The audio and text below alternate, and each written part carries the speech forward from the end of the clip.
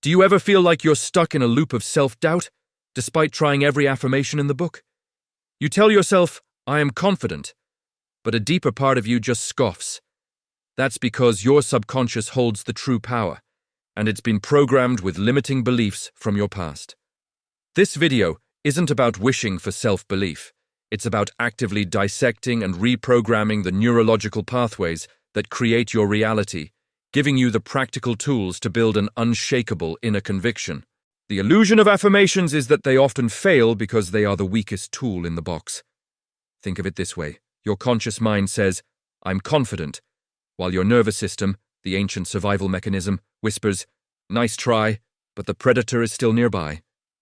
And your nervous system wins. Every single time.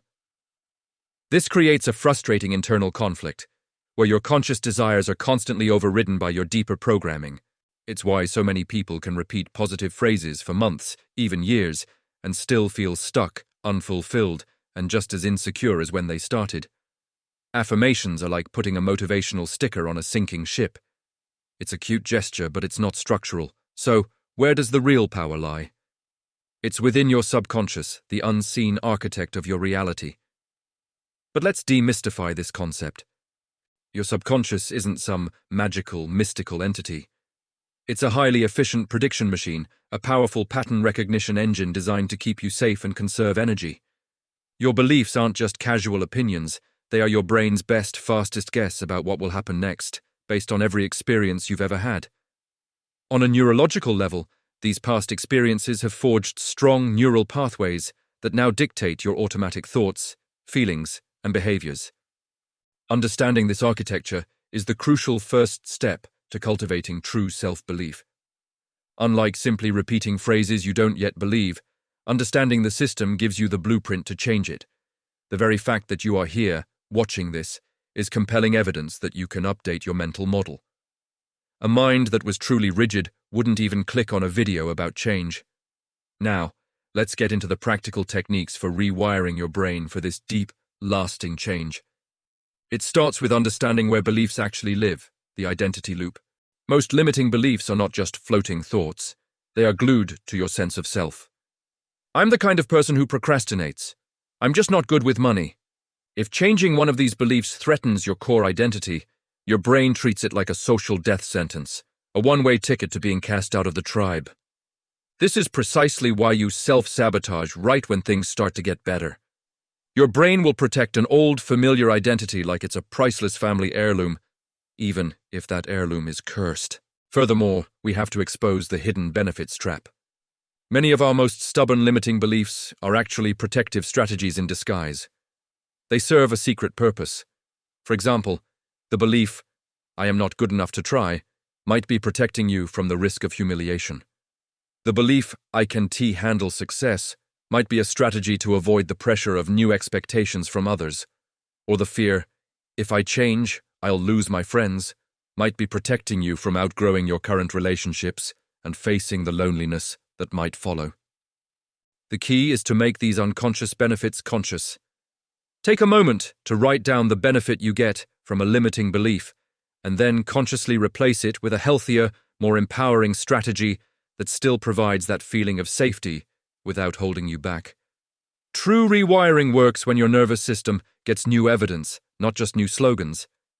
Beliefs change when they are disproven by reality. This is where actionable techniques come in. Start with behavioral experiments, tiny, daily actions that prove a new identity is possible and safe. This could be as small as speaking up for 1 minute in a meeting, or sending one email you've been avoiding.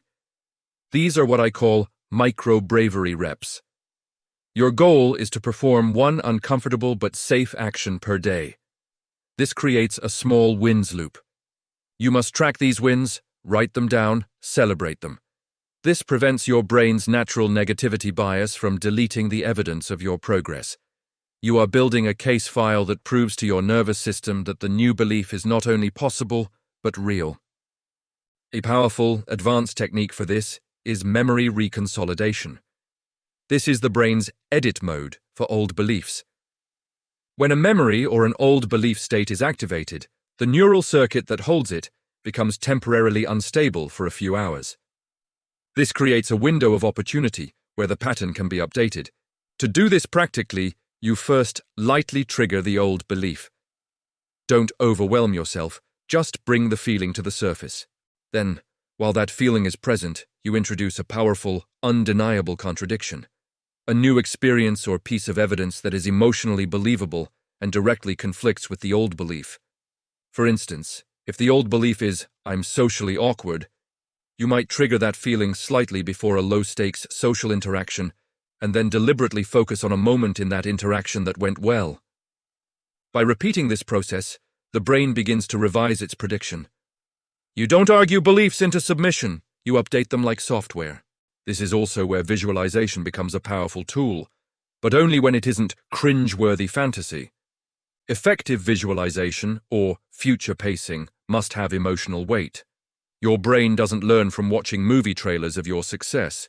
It learns from running realistic simulations that include the obstacles and the boring middle parts. Instead of just picturing the victory scene, visualize yourself calmly and competently navigating the difficult part of the task. Feel the initial anxiety, and then feel yourself using your new tools to move through it successfully. This builds the neural circuitry for resilience before you even face the real-world challenge. To make this change even more accessible, you can create neurological anchors.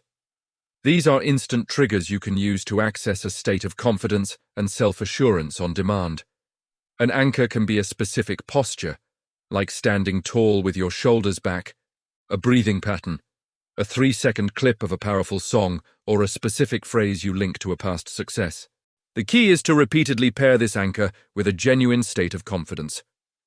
For example, every time you successfully complete a difficult task, stand in your power posture. After enough repetition, simply adopting that posture will trigger the associated feelings of competence, giving you an immediate state shift before a challenge. Finally, you can supercharge this entire process by making your biology cooperate. The neurochemistry of self-belief is crucial. It's much harder to build confidence when your brain and body are stuck in survival mode. You can deliberately trigger the release of dopamine, serotonin, and oxytocin to reinforce your new belief patterns. Simple, actionable boosters include a brisk walk or exercise before you sit down for deep work, getting direct sunlight exposure early in the day to regulate your cortisol cycle, fiercely protecting your sleep, and engineering micro-moments of competence and social connection throughout your day. Discipline becomes infinitely easier when your body isn't screaming that it's under threat. So, where do you begin? Start with a simple self-belief audit. Ask yourself these 4 questions today. What do I predict will happen if I actually try this? What do I believe failure says about me as a person? What am I secretly protecting by staying the same? And what is the smallest piece of evidence my nervous system would actually accept as safe progress? Your path to unshakable inner conviction isn't about convincing yourself with words. Your job is to become a detective, building a trail of evidence so tangible and so obvious that even your most cynical inner skeptic has no choice but to admit it. The fact that you are seeking this information means you are not trapped. People who are truly stuck don't study the mechanics of change. They defend their cage and call it realism. You are already on the path. Subscribe for more videos on self-improvement and learning.